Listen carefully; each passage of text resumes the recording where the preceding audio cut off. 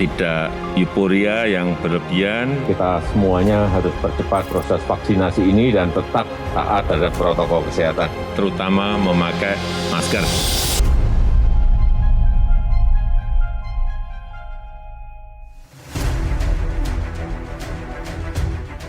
Wih, katanya vaksinasi booster bebas beredar dan berbayar pula. Yang bener aja.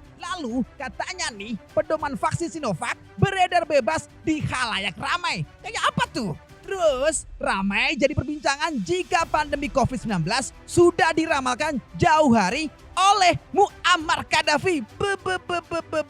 Semuanya akan dikupas secara tuntas tentang kebenarannya dalam Bener Gak Sih bersama Popon Kero.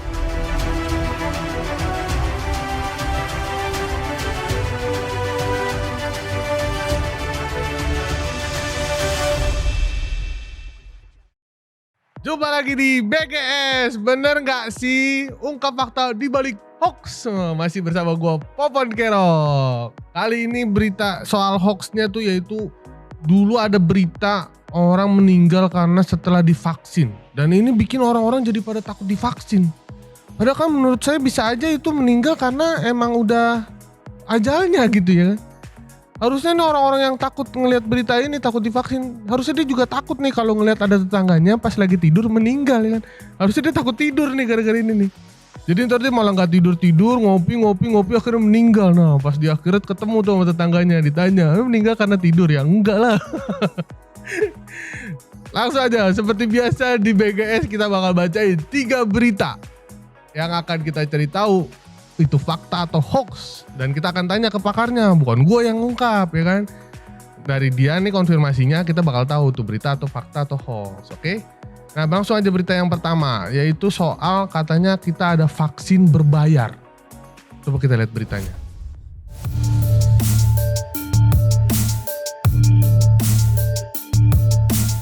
Selain penerapan protokol kesehatan, vaksin menjadi kunci utama mengatasi pandemi COVID-19.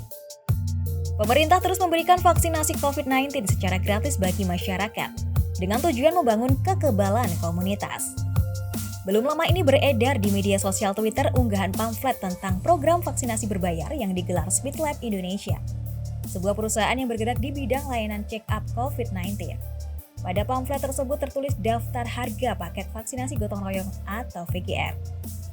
Terkait hal itu, pihak Speedlab melalui surat klarifikasinya menjelaskan bahwa pamflet tersebut dibuat pada saat aturan tentang vaksinasi mandiri berbayar akan diterapkan oleh pemerintah.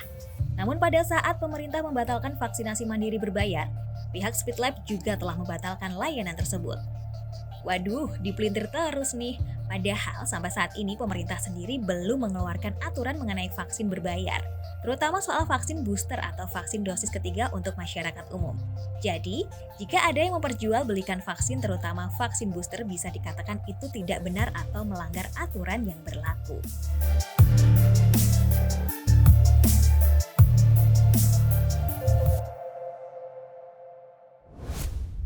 Tuh beritanya. Gimana ya, benar apa enggak ya? Masalahnya gini, kemarin aja orang-orang Indonesia nih pada gak mau divaksin. Begitu keluar peraturan kalau divaksin dapat BLT, langsung banyak yang mau divaksin. Kayaknya emang orang Indonesia nunggu dapat sesuatu baru mau divaksin. Kalau disuruh berbayar mah, aduh, saya juga kurang tahu nih pada mau apa enggak ya kan. Langsung aja kita ke berita yang kedua. Ini jauh-jauh dari Tiongkok nih. Katanya mereka punya pedoman pemberian vaksin Sinovac katanya. Mau tahu gimana jelasnya? Lihat aja nih video berikutnya.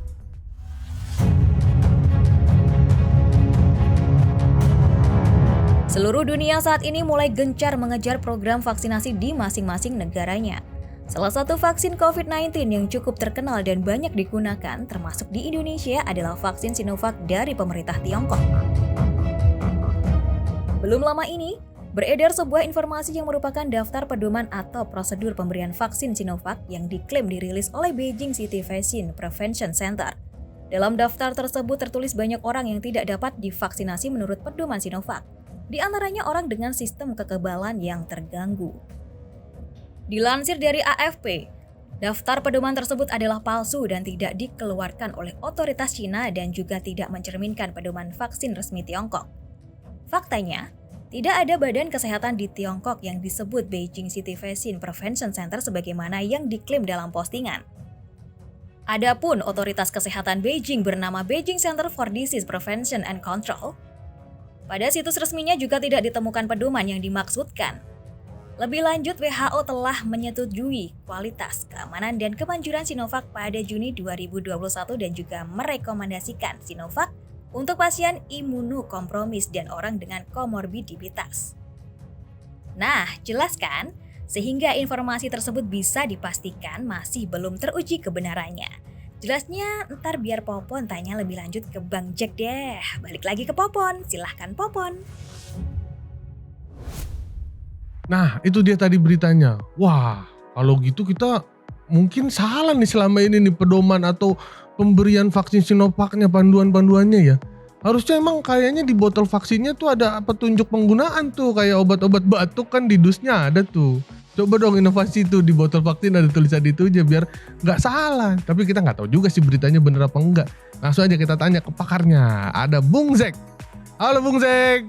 Hai Popon. Iya, Bung Zek tadi kita udah bacain 2 berita Bung Zek. Yang pertama ada tentang vaksin berbayar di Indonesia, yang kedua ada katanya di Tiongkok ada panduan penggunaan vaksin Sinovac. Itu gimana tuh Bung Zek tentang 2 berita itu? Ya, kan memang pemerintah sempat akan membuat peraturan tentang vaksin mandiri berbayar. Sehingga beberapa institusi kesehatan seperti lab itu kemudian mereka membuat pamflet untuk pelaksanaan vaksin berbayar. Tetapi kan peraturan pemerintahnya segera dibatalkan. Nah, jadi konteksnya di sini flyer tentang Speed Lab Indonesia yang mengeluarkan vaksinasi mandiri berbayar itu dibuat ketika rencana mengikuti peraturan pemerintah yang lama. Begitu dibatalkan, maka sebenarnya mereka membatalkan. Tetapi flyernya kan terlanjur beredar. Mungkin ada yang menyebar lewat media sosial ataupun mungkin aplikasi percakapan.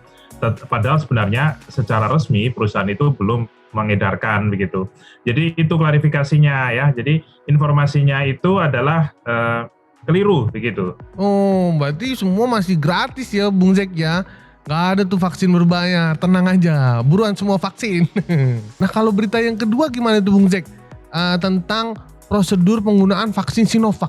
Ya, jadi informasi yang menyebutkan bahwa adanya pedoman atau prosedur pemberian vaksin Sinovac yang diklaim dirilis oleh Beijing City Vaccine Prevention Center.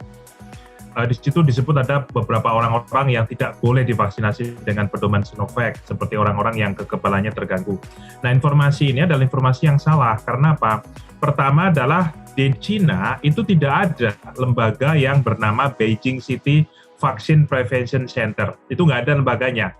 Jadi kemudian beberapa pedoman-pedoman yang disebutkan di situ, orang-orang yang katanya tidak boleh divaksin dengan Sinovac, itu juga tidak tepat ya. Jadi di satu sisi WHO dan juga negara-negara itu sudah menyetujui penggunaan dan juga keamanan Sinovac ya. Bahkan juga termasuk kepada mereka yang memiliki komorbid ya, tetapi tentu dengan beberapa syarat. Jadi begitu klarifikasinya Popon.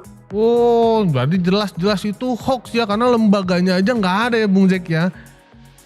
Kayaknya nggak ada. Iya, makanya teman-teman tenang aja, kita udah sesuai nih prosedur nih penggunaan vaksin Sinovac, langsung pada vaksin.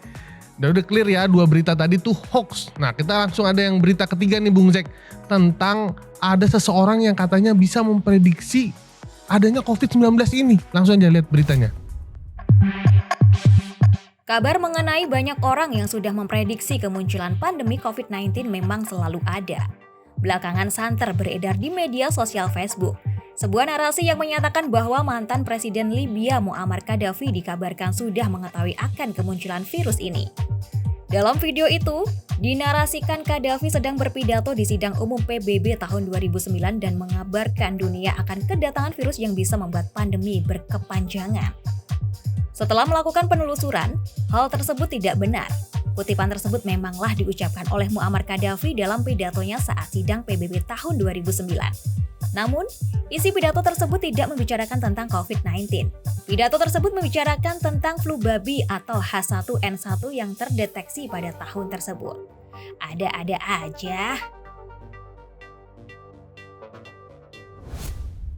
Tuh dia orangnya. Keren juga ya kalau emang dia bisa prediksi masa depan gitu. Saya jadi penasaran nih, pengen ngelihat masa depan saya nih, pengen nanya nih ke dia, ke depan saya sukses apa enggak nih. Tapi kita tanya ke Bung Zack dulu nih. Bung Zack, ini gimana berita soal orang yang memprediksi virus COVID-19 ini? Baik, jadi Muammar Gaddafi dari Libya itu pada tahun 2009 itu berpidato di sidang umum PBB. Ya, dia menyatakan bilang begini, hari ini kita mengalami flu babi, ya. Jangan-jangan besok akan ada flu ikan, begitu. Kalau kata dia itu adalah bisnis komersial, di mana nanti perusahaan-perusahaan besar katanya mereka akan ya mengkapitalisasi hal-hal itu. Nah, buat mereka itu sangat-sangat memalukan gitu ya. Nah, jadi sebenarnya sama sekali tidak ada kata-kata dari Muammar Gaddafi yang bisa atau yang akan memprediksi datangnya pandemi COVID-19 gitu ya. Jadi kalau tentang masalah pandemi sendiri tentu banyak orang, banyak peneliti, banyak para ahli itu juga memprediksi yang namanya pandemi itu akan selalu ada gitu ya. Dalam sejarah kita itu kita mengalami beberapa kali pandemi tentu saja. Tetapi untuk yang spesifik pandemi COVID-19 itu belum ada yang bisa memprediksi, tidak ada bahkan termasuk juga Muammar Gaddafi ini. Jadi kata-katanya itu dipelintir seolah-olah ia memprediksi pandemi COVID-19, padahal faktanya tidak demikian, begitu Popon. Oh gitu. Oke deh, terima kasih Bung Zack atas konfirmasinya. Kita jadi jelas nih kalau berita-berita tadi tuh ternyata hoax ya. Terima kasih Bung Zack. Sama-sama Popon. Iya.